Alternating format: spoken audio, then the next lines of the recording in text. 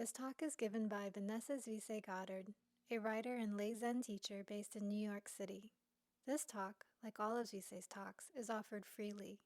If you'd like to make a donation, find out more about Zuisei's teachings, or sign up for her newsletter, please visit her website at vanessazuiseigoddard.org. Thanks for listening. May the merits of these teachings benefit all beings. This passage is from the Cloud of Unknowing. Understand this clearly. Your spiritual work is not located in any particular place. But when your mind focuses on anything, you are there in that place spiritually, as certainly as your body is located in a definite place right now. Your senses and faculties will be frustrated for lack of something to dwell on, and they will chide you for doing nothing. But never mind.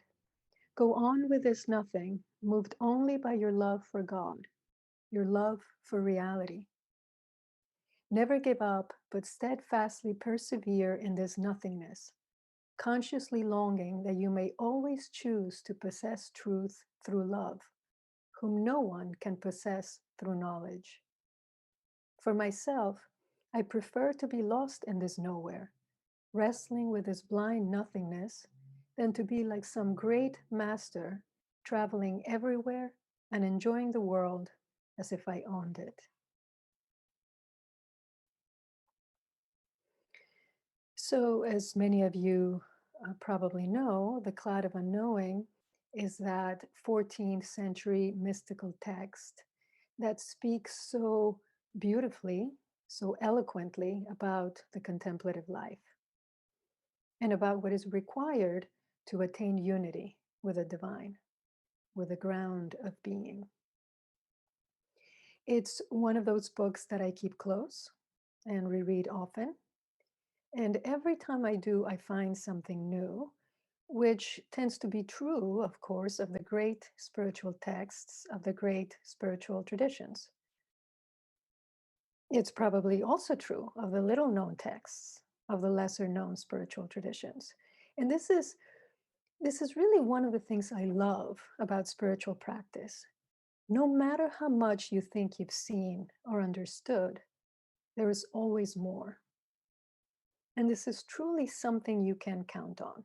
There is always, always more. Which means we'll never be done, right? We'll never reach a point where we can say to ourselves, there, I'm too present now. I'm too clear. I better pull back. I mean, I hope, I hope you don't say that to yourself.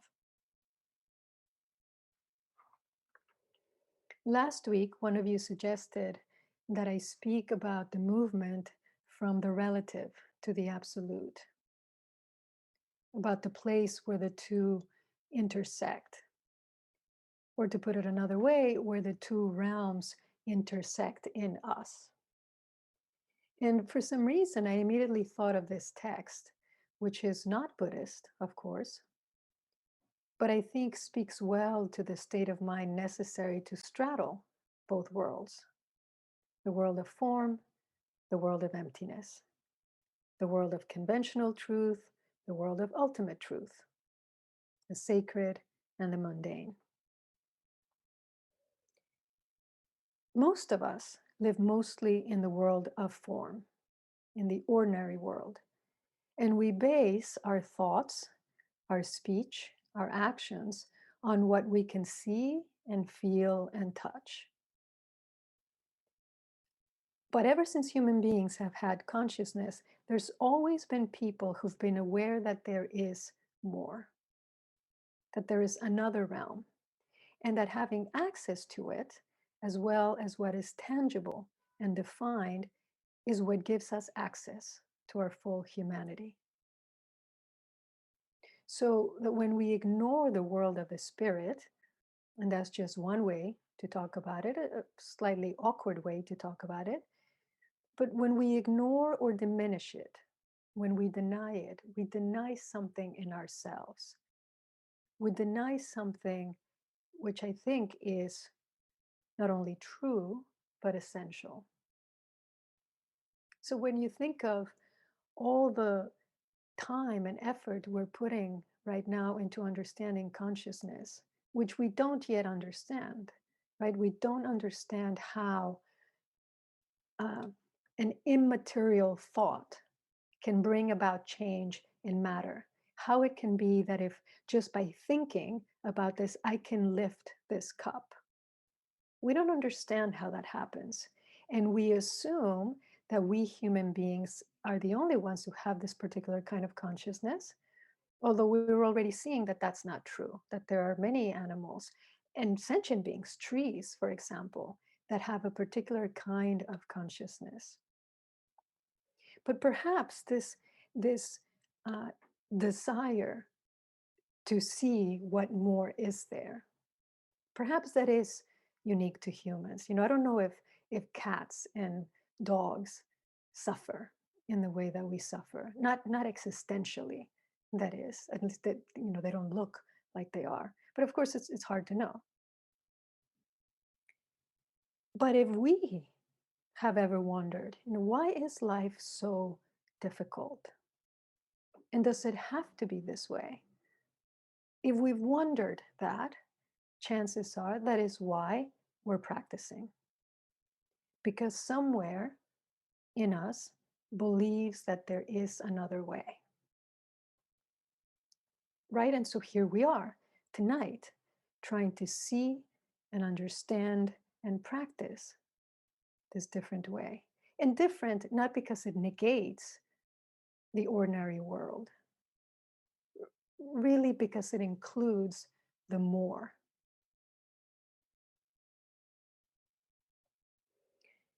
The Cloud of Unknowing was written as a kind of manual by an anonymous writer, perhaps a monk or a nun, a priest, for one of their students. And it lays out the method to come close to and realize the nature of God, which above I call the nature of reality. And I should clarify that I don't actually think or know that all these various traditions are saying the same thing or pointing to the same place necessarily. Sometimes we speak of it that way. I'm not sure that it's entirely fair or that it's fully accurate to equate God with reality. But I'm working with words, so bear with me. I do think that in the place of true unknowing, where there is no form, no tradition, no belief, no faith, no dogma, certainly, perhaps there we can say that the particular experiences these traditions are trying to point to are similar. So when Christianity says, not this, not this, not this, as in the apophatic approach to God, which is the main approach of this text. And when Buddhism says, not this, not this, not this, I understand both of these as attempts to go beyond what words can express and our senses can grasp, to reach a place that is beyond what we can understand with the intellect. Why? So we can live more freely, more skillfully in the world of form. Because that is, after all, where it counts, ultimately. And one of you said to me recently, kindness won't pay the rent. I mean, it might, indirectly, but it is true that knowing the nature of reality won't pay your bills. It won't undo racism, violence, distrust. Or will it? A question I often ask myself is, what is the use of practice, of realization? I know why I do what I do. Of all the many paths I could have chosen, I chose to dedicate myself to the Dharma because I saw it as the most direct, most effective way to deal with the continuing conflict I see in myself and in the world. And so I ask myself, what will have the most effect? What is the most skillful way for me to bring about change? At the same time, there is practicing just for the sake of practice, right? We're not practicing for real life. We're not practicing for the performance. We're doing it, we're living as we are living. And so, in that sense, we practice because we can, because it is the nature of who we are. So, when we sit Zazen, we sit as Buddhas. We don't sit in order to become Buddhas. We sit in the knowledge, in the faith, in the trust that we already are that which we seek. And in one sense, this is what the author of The Cloud is pointing to, this nothing or nowhere, which I'll come back to.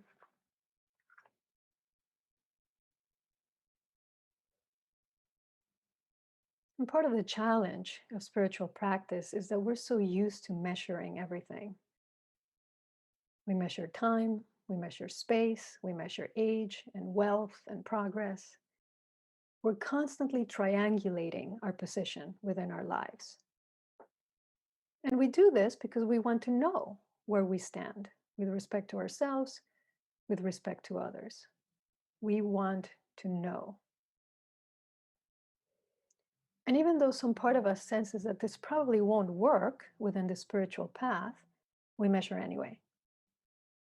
So, in Zen, there is the 10 outskirting pictures, which essentially provide a roadmap, a map, a very loose, very, very open ended map of the spiritual life within Zen.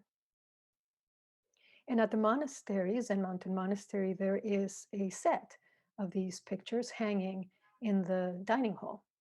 They were drawn, they're originals, drawn by Jikihara sensei, who at the time was, when he was alive, he was a Japanese national treasure. And he gifted these series of images to the monastery. And you would see that all the time. People would come to the monastery for an introductory retreat, first time they're there, and they would stand in front of the pictures. And you could see them looking at each of them and reading the poems that accompany them. And then slowly moving along the path, moving from left to right, along this progression, clearly thinking to themselves, okay, where am I? Where am I here? And very often, very often actually, they would keep walking all the way until they got to the eighth picture, which is the Enzo, the circle of enlightenment. And you could see it in their eyes, them thinking, I think I'm here. Until, they would see the teacher soon after, and that would be the end of that. And then Jikihara sensei, Shugen Roshi, the abbot of the monastery, tells the story that when Jikihara sensei offered the pictures, for him it was the opposite. He said, I really want my son to be a priest. He said, but you see these pictures, and he did the opposite. He walked from right to left to the beginning of the path, and then he kept walking, a few feet until there was blank wall. And then he pointed at it and he said, my son is here. And he looked so sad when he said that.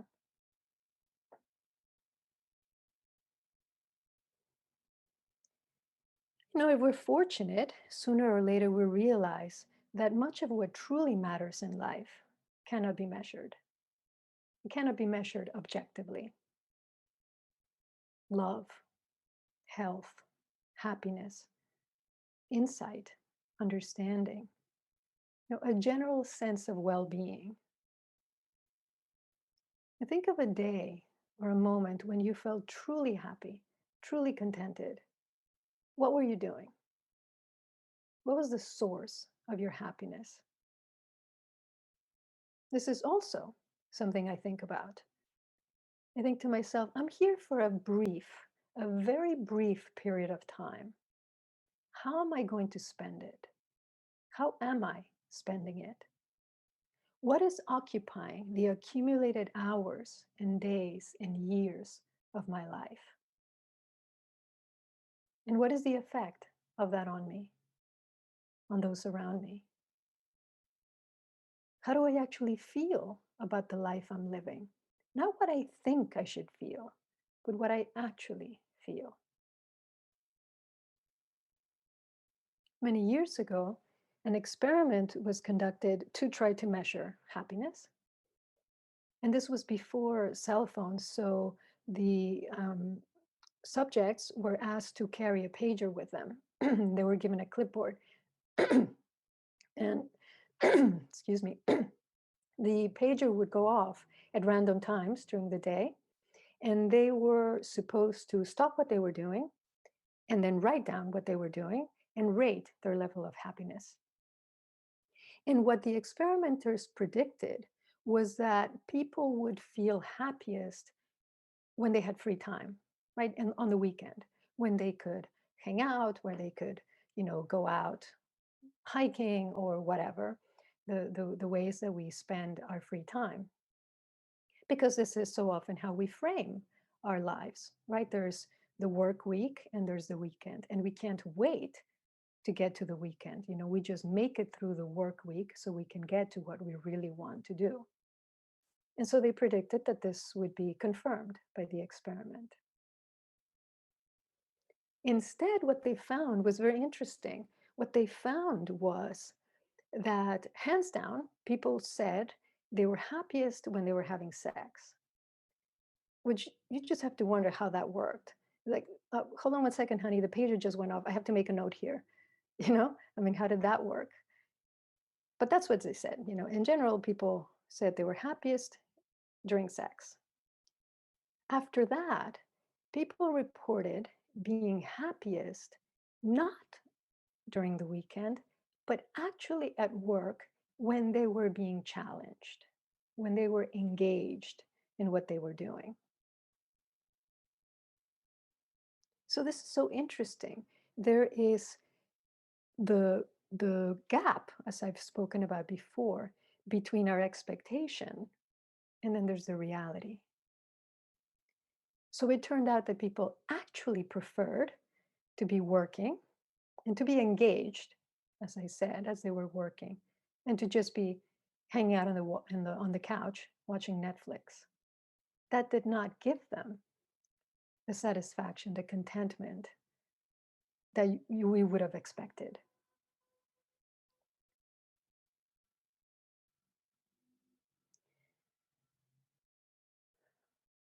I've always thought that the purpose of a religious tradition is to offer us a map for living a good life, a fulfilling life. Not later, when we're reborn in a better configuration, not when we go to heaven, but now.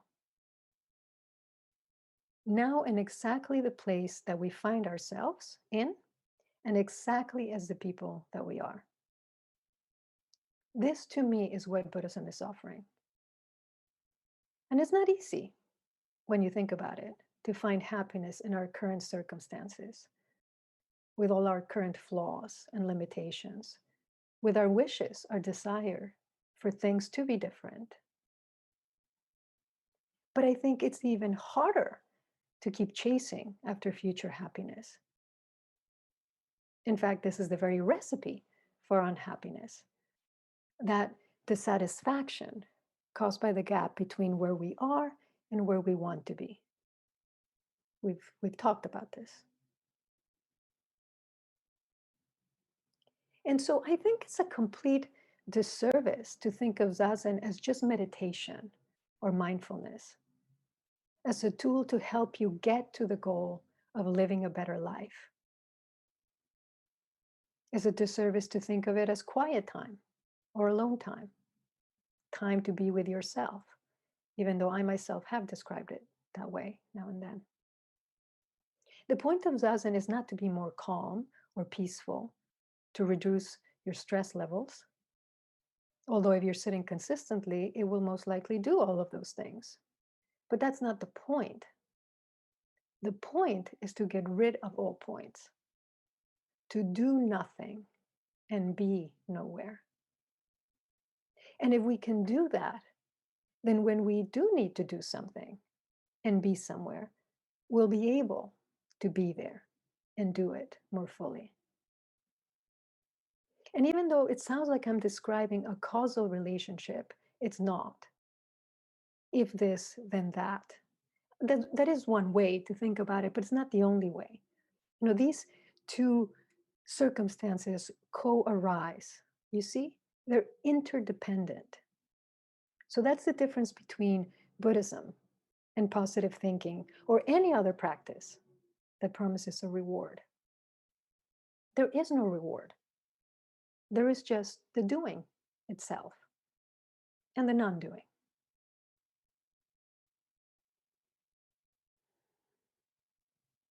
So this is the paradox of spiritual practice. We work, and we work hard, no question about it, to get out of our own way, to let go of ourselves, so we can more fully be who we are and do what needs to be done. So we can be pleasing to God, as that story said last week, which means being pleasing to ourselves, being pleasing to others, being pleasing to the world.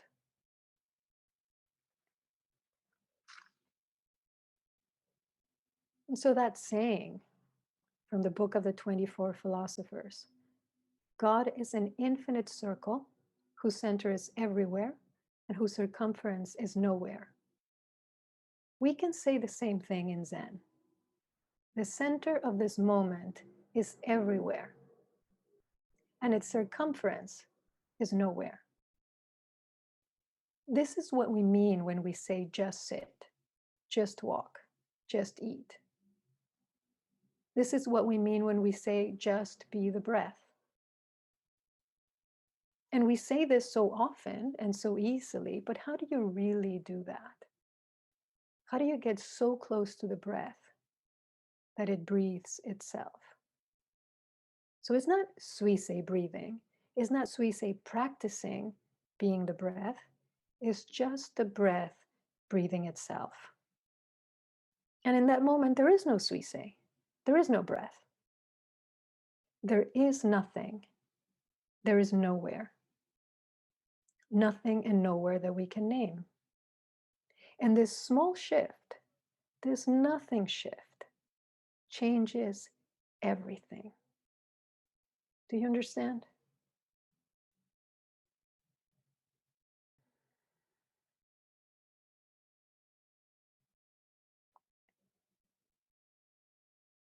One of you was telling me about this book, Inner Gold, by Robert Johnson, and how he says that sometimes we turn to others when we cannot contain our own magnificence. I love that.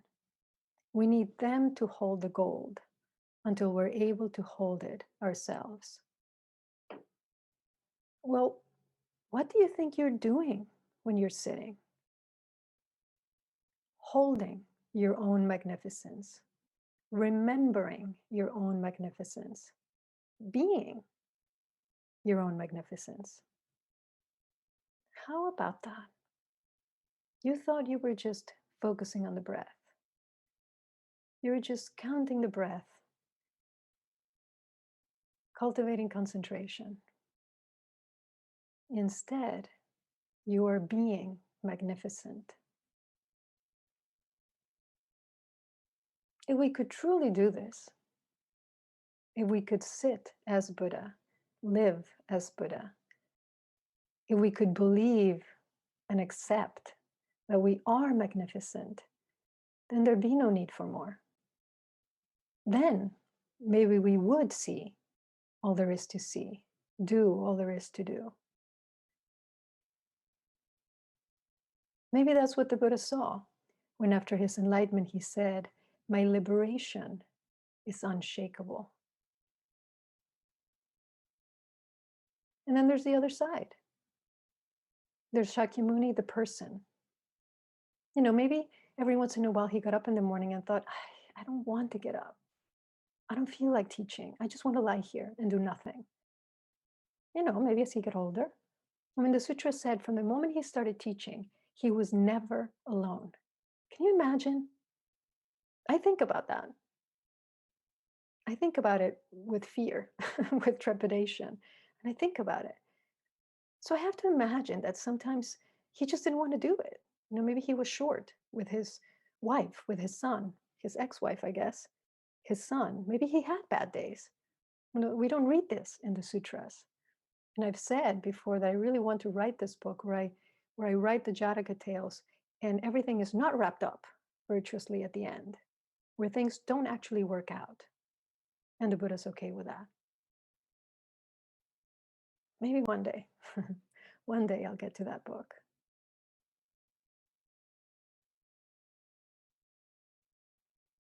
Jack Kornfield said it well in the title of his book, After the Ecstasy, the Laundry. After a tiny or a profound realization, after a period of zazen in which you are able to forget yourself and the breath just breathes, then you get up to feed your child, to walk the dog, to file your taxes, apply for unemployment. There is no magic here. Actually, there is the magic of our magnificence, of our loveliness, which once we accept it, then we can offer to others. That is also part of the work.